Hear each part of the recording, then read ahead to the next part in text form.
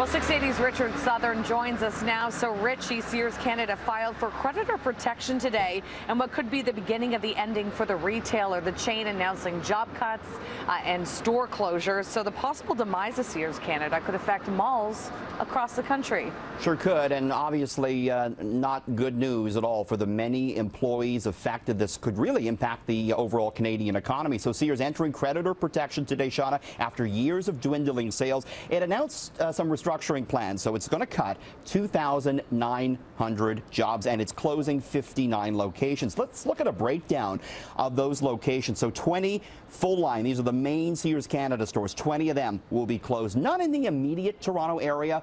There's one at Scarborough Town Centre that will remain open. We have the full list, by the way, 680news.com, citynews.com. So there's 15 Sears home stores closed, 10 Sears outlet stores closed, and 14 Sears hometown stores shutting down. You know, Sears singing a much different tune today than it was just 2 months ago. I talked to Sears Executive Chairman Brandon Stranzel back at the beginning of April, and I asked him then what he would say to employees who were worried about losing their jobs. Have a look.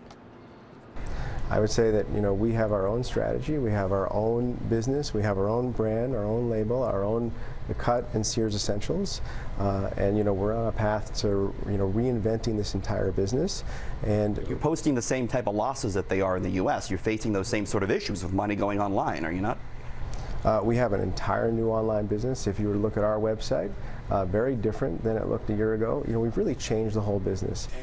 So that was then, and again today, Sears announcing almost 3,000 job cuts. Now the company says it's hoping to emerge from this creditor protection, but its biggest asset is its real estate, and a lot of the experts I'm talking to feel that Sears will be forced to sell off its stores and basically liquidate its business. We'll have to see. The stock did not trade on Bay Street today.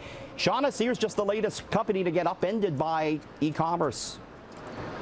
All right, Richie. Well, the so-called Oracle of Omaha has come to the rescue of a troubled Canadian mortgage lender, and in doing so may have prevented further carnage in the Toronto housing market. So tell us how that works. So Home Capital, this is a story we've been following closely. It's a mortgage lender in Canada, subprime one. So it lends to the people who can't maybe get a mortgage from the big Canadian banks. And there's been allegations of fraud, and people have been pulling their money out. And today, Warren Buffett from Berkshire Hathaway came to the rescue. He loaned them $2 billion, bought a 38% stake in Home Capital. The stock way up as a result.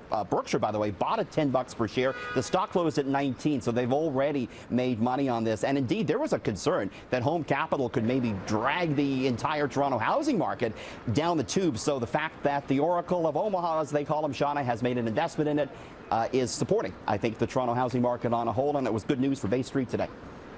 Okay, and we are getting a better idea about what retailers will occupy the almost complete, is it One Bloor East building, so that big one going up. If you haven't been around there, Shauna, we got some video. We just shot this afternoon. This is the massive 76-story tower at One Bloor East. It's gone up so quickly, and there's the first couple of floors. It's going to be all retail, and we're now getting an idea what's going to be going in.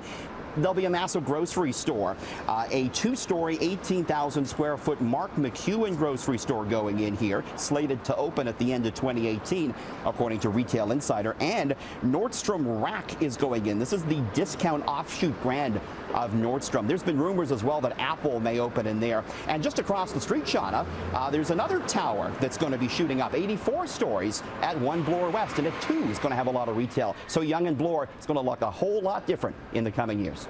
Yeah, right. It's already unrecognizable. Okay, so one more thing for you, Richard. Apparently online retailers are doing brisk business selling bathing suits and other clothing featuring the faces of world leaders. What can you tell us about that? I want to show it to you. This is the must-have stuff for the summer. Okay, so how about a one-piece bathing suit with U.S. President Trump's face on it? Okay, this is being sold by Beloved Shirts for $50 U.S., Shauna.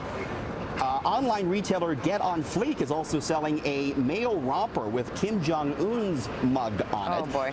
$75 for that, or for a sweater with the North Korean leader's face plastered all over it. Believe it or not, Shauna, these companies say these items have been hot sellers.